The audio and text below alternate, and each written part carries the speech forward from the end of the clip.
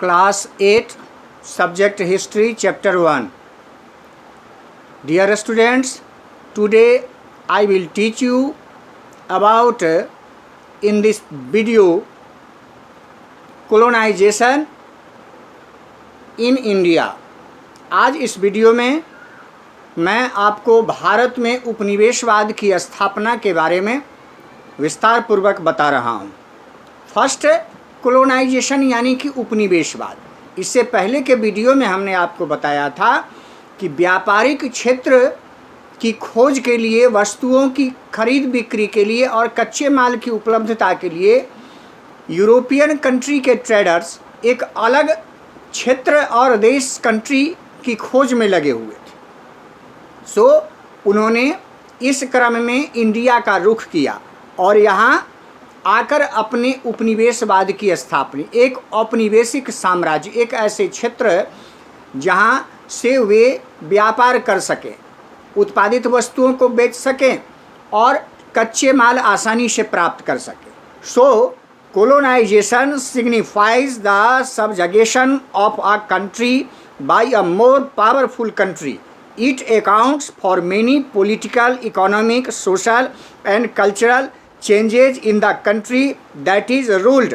और बाद में चल कर के भारत में यही विदेशी यूरोपियन कंट्री के व्यापारी शासक बन गए, हमारे देश में आए और यहाँ की राजनीतिक व्यवस्था, सामाजिक व्यवस्था, सांस्कृतिक व्यवस्था और आर्थिक व्यवस्था पर पूरी तरह से हावी हो गए थे और अगले 190 वर्ष तक भारतवर्ष पर शासन किया था। इसका डिटेल्स मैं आगे आपको बताऊंगा। Colonization leads to poverty in the colony and brings prosperity for the imperialist country where domestic industries grows on the raw materials and resources drained out of the colony. और हमारे यहाँ प्राचीन काल में या पहले अंग्रेज़ों के आगमन के समय छोटे छोटे लघु कुटीर उद्योग में वस्तुओं का उत्पादन हो रहा था। उसकी जगह अंग्रेज़ों ने बड़े बड़े इंडस्ट्री स्थापित किए और यहाँ से कच्चे माल बड़े पैमाने पर विदेश ले जाते थे, है ना, आउट ऑफ द कॉलोनी, उपनिवेश से अलग। इसके बाद colonization of India in 1600 years, 1600 ईस्वी में a group of English traders founded the English East India company in London. London में एक इंग्लिश व्यापारियों ने संस्था का निर्माण किया था, इंग्लिश ईस्ट इंडिया कंपनी उसको कहते थे।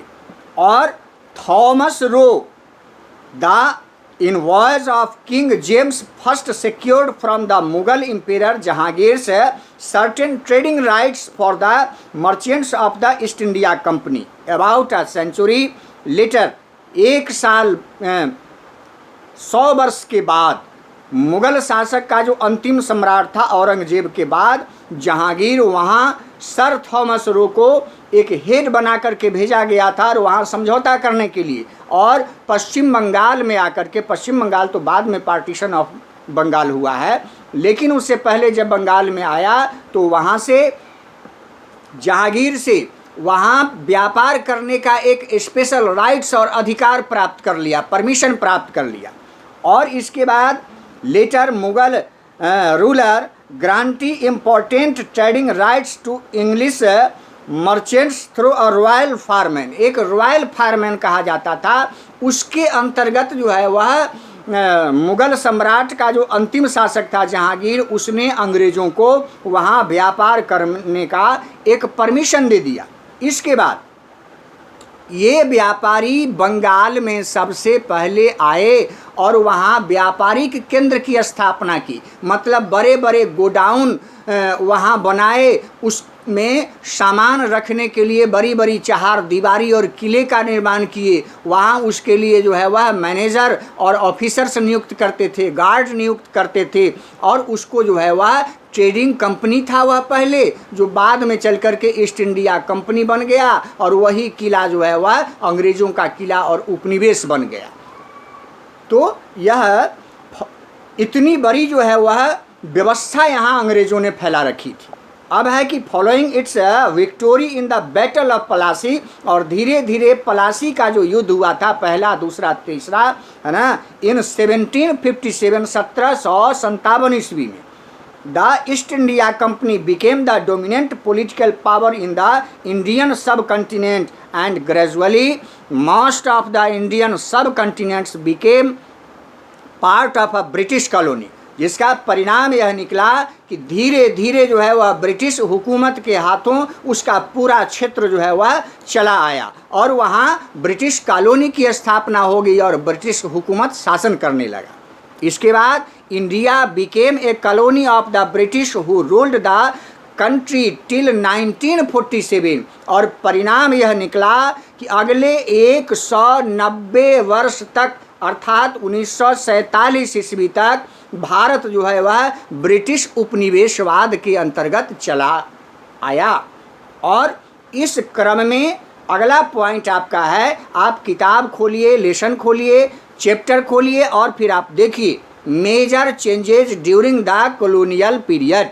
औपनिवेशिक काल में बहुत बड़ा परिवर्तन भारत में देखने को मिला। किस किस क्षेत्र में, यह देखिए, A number of changes came out in different spheres of life during the 190 years of British colonial rule। और सबसे पहला था जियोग्राफिकल चेंजेस, भौगोलिक परिवर्तन। इसमें in 1757 the Indian subcontinent was divided into a number of kingdoms and provinces। 1757 ईस्वी में भारत अलग अलग प्रांतों और क्षेत्रों में, राज्यों में बट गया और यहाँ एक नए नए क्षेत्रीय राजाओं का प्रादुर्भाव हो गया, है ना। Large provinces like Hyderabad, Bengal, Awadh accepted the nominal rule of the decaying Mughals, और इन क्षेत्रों में एक नाम मात्र के राजा हुआ करते थे, बल्कि वे ब्रिटिश शासक के हाथों की कठपुतली होते थे। इसमें सबसे बड़ी चीज़ मैं आपको बता दूं कि ये ब्रिटिश सरकार अपने सैन्य शक्ति के सहारे जो भारत के कमज़ोर राजा होते थे इस राज्य के, उसको वो विशेष रूप से मदद करते थे और उसको राजगद्दी पर बैठाते थे, और मौका मिलते ही उसको राजगद्दी से हटाकर उसके साम्राज्य को अपने अधीन कर लेते थे। यह ब्रिटिश हुकूमत की सबसे बड़ी कूटनीति थी, है ना। तो इस क्रम में हमारे देश में छोटे छोटे राज्य और बट गए और वहाँ राजाओं का प्रादुर्भाव हुआ। Those ruled by the Marathas, Rajputs and Jats, Maratha, Rajput और जाट राजाओं के द्वारा वहाँ शासन चलाया जाता था। ओवर द नेक्स्ट 190 ईयर्स, 190 वर्षों तक, और इस बीच में the British came to establish their direct rule over large parts of India and maintains their strong indirect rule over all over the local kingdoms, और इनडायरेक्टली इन साम्राज्यों पर अंग्रेज जो है वह शासन करते रहे। इस तरह आप जान लीजिए 1947 तक इन छोटे बड़े साम्राज्यों को धीरे धीरे अंग्रेजों ने अपने अधीन कर लिया था, जबकि उस समय तक there were 565 princely states and the directly administered territories of Britain. 565 ऐसे छोटे छोटे स्टेट और राज्य थे हमारे देश में जिस पर सीधे तौर पर ब्रिटिश हुकूमत राज्य करती थी, शासन चलता था। इसके बाद दूसरा है पॉलिटिकल चेंजेस। हमारे यहाँ इस ब्रिटिश हुकूमत के अंतर्गत अंग्रेज लोग हमारे देश की राजनीतिक व्यवस्था में हस्तक्षेप करने लगे, कूटनीतिक सहारे से, नौकरी करके, मदद करके या जैसे भी हो, और इस तरह से वे यहाँ के पॉलिटिकल पावर पर में जो है वह हावी हो गए और इस तरह से जो है सो यहाँ वो शासन करने लगे थे। जैसे इंडियन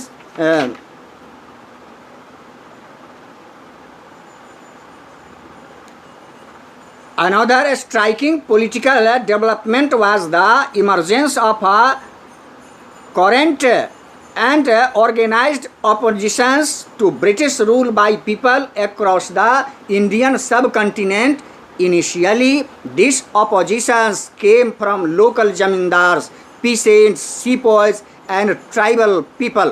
और इस क्रम में आप देखें कि हमारे देश में पहले तो अंग्रेज़ों ने कुछ जमींदारों को अपने अधीन कर लिया और मिलाया, लेकिन जब उसकी जमींदारी समाप्त हो गई, किसानों के ऊपर बहुत सारे अत्याचार किए जाने लगे, आदिवासियों के ऊपर अत्याचार किए जाने लगे और ढेर सारे टैक्स लाद दिए गए, तब जब इन भारतीयों को लगा कि नहीं, अंग्रेज़ हमारा पूरी तरह से शोषण कर रहे हैं, तो उन्होंने अंग्रेजी हुकूमत का विरोध करना शुरू कर दिया था।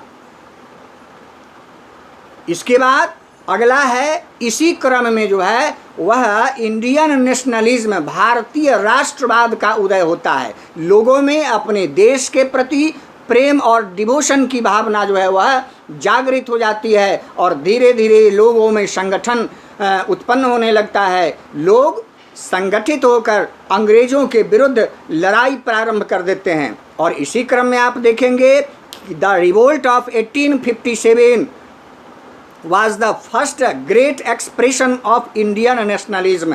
1857 का विद्रोह आज़ादी की पहली लड़ाई हमारे देश में थी, जिसका भारतीयों ने अंग्रेज़ों के खिलाफ उसके विरोध में विद्रोह खड़ा कर दिया था। लेकिन दुख की बात यह थी कि उस समय हमारे देश के बहुत सारे लोगों में एकता की कमी थी, आपस में एक नहीं थे, जिसके कारण इस आज़ादी की पहली लड़ाई में 1857 के विद्रोह में हमें हारना पड़ा था। लेकिन हम मानसिक और शारीरिक रूप से हतोत्साह नहीं हुए और दुगुने उत्साह के साथ लड़ाई लड़े थे। नतीजा क्या हुआ कि सन 1947 का वह दिन जब अंग्रेज़ों को यहाँ से 7 समुद्र पार भागना पड़ा था।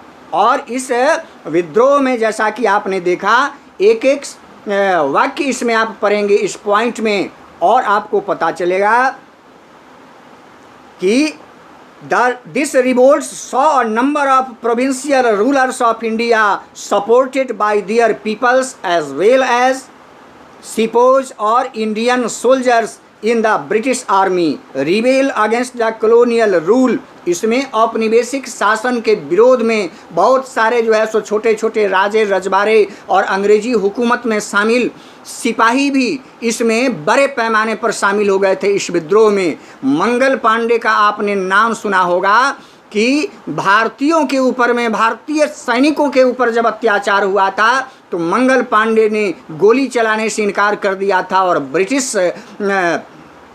20 ब्रिटिश फौजों को उन्होंने हत्या कर दी थी। मंगल पांडे को लास्ट में इनको फांसी पर लटका दिया गया था। ये बहुत सारी घटनाएं हैं, इसमें ये विस्तार की चीज़ है, संक्षेप में मैं अभी आपको बताया हूँ। इसके बाद अगला है इकोनॉमिकल चेंजेस, आर्थिक परिवर्तन। आर्थिक परिवर्तन में इस पॉइंट में आप देखेंगे कि जब हमारे देश में ब्रिटिश हुकूमत चालू हुआ, कॉलोनियल रूल चालू हुआ, तो भारत का कोई भी ऐसा क्षेत्र, किसान, आदिवासी, जमींदार या बहुत सारे ज़मीन है, जंगल है, कोई भी चीज़ ऐसा नहीं बचा जिस पर कि अंग्रेज़ों ने 4 गुना 10 गुना तक टैक्स नहीं लगाया हो। और बड़ी बर्बरतापूर्ण तरीके से अंग्रेज़ इस टैक्स को वसूलते थे। During the colonial period the pre-existing patterns of trade also underwent many changes। When British traders came to India, they bought spices, calicos and fine cotton cloths and sold them in England। Bharat से ये बहुत सारी वस्तुएं, मसाले, कैलिकोज और उत्तम किस्म के कपास के रेशे को खरीदकर इंग्लैंड के मार्केट में बेचते थे और वहाँ की उत्पादित वस्तुओं को फिर भारतीय बाजार में लाकर ऊंचे दामों पर में बेचते थे। यह उनकी व्यवस्था थी। और इस क्रम में भारतीय किसानों को ज़बरदस्ती अफीम की खेती करने के लिए बाध्य किया गया। उन्हें ज़बरदस्ती लोन दिया जाता था और उन पर दबदबा बना करके अफीम की खेती कराई जाती थी और उस अफीम को चाइना के मार्केट में बेचा जाता था। और when India became a full-fledged colony She exported raw materials like jute and cotton to England, which fed British factories in Scotland and Manchester. These finished goods were then sold back to India at much higher prices than those at which raw materials were bought from India. और इस तरह बार बार मैं कह रहा हूँ कि भारत से वे विभिन्न प्रकार के कच्चे माल खरीदकर ब्रिटेन में, स्कॉटलैंड में और मैनचेस्टर में भेजते थे और वहाँ उत्पादित वस्तुओं को भारत में, भारतीय बाजार में ऊंचे दामों पर बेचते थे। यह उनकी बहुत बड़ी पॉलिसी थी। इसके बाद हमारे यहाँ के जो छोटे छोटे लघु कुटीर उद्योग थे उसको उन्होंने पूरी तरह से समाप्त कर दिया था। This phenomenon came to be known as deindustrialization, है ना। नीचे के छोटे जो उद्योग धंधे थे उसको समाप्त कर दिया गया था और ब्रिटिश ईस्ट इंडिया कंपनी के द्वारा यहाँ बड़े पैमाने पर बड़े बड़े उद्योग धंधे लगाए गए थे, है ना। During this period the big industrialist J.R.D. Tata and other industrialist were established our factories in India during the colonial period.